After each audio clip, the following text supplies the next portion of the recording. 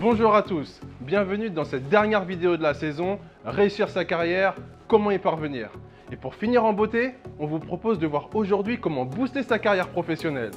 Et le petit plus de cette vidéo, c'est que nous serons deux à partager les éléments qui pour nous sont indispensables pour y arriver. Let's go!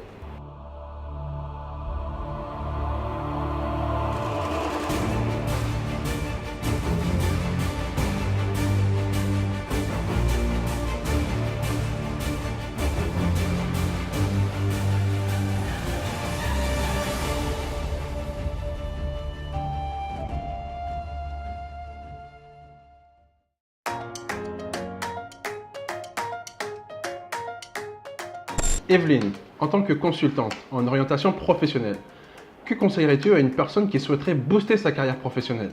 Sans hésiter, Jonathan, se former et s'informer, car pour moi, les deux vont de pair. L'objectif est de toujours rester au top de son game. Il est important de rester au fait de l'évolution de son métier et de son secteur d'activité.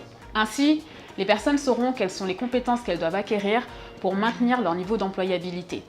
Elles sauront qu'elles doivent se former, soit online, en utilisant des MOOC, ou en utilisant le réseau de formation traditionnel. Elles pourront également consulter la presse spécialisée et assister à des conférences métiers. Et toi, Jonathan, en tant que coach et entrepreneur, quel est le premier élément que tu veux partager?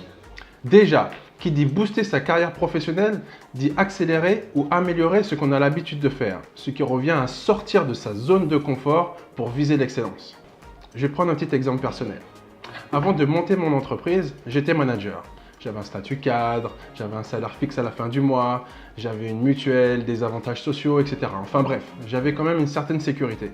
Eh bien, j'ai dû abandonner tout cela afin de me consacrer pleinement à mon projet professionnel.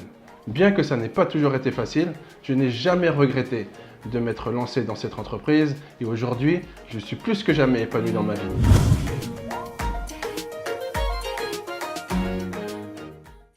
Evelyne, après la formation, quel autre conseil préconiserais-tu?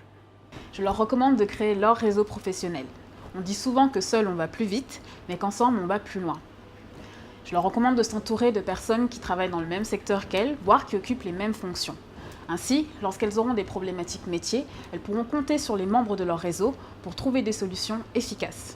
Elles peuvent rejoindre une association ou une fédération qui existe déjà, mais si rien n'existe, elles peuvent la créer, comme toi tu l'as fait avec la Fédération de coaching de la Caraïbe.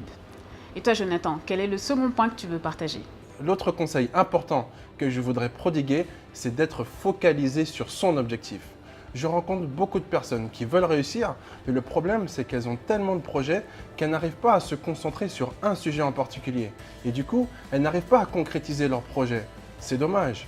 Ma recommandation pour les personnes qui ont des projets plein la tête serait de se focaliser sur un projet en particulier et de le concrétiser avant d'en commencer un deuxième. À vouloir tout faire, le risque, c'est de ne rien faire. Il faut se focaliser sur son objectif et y aller à fond.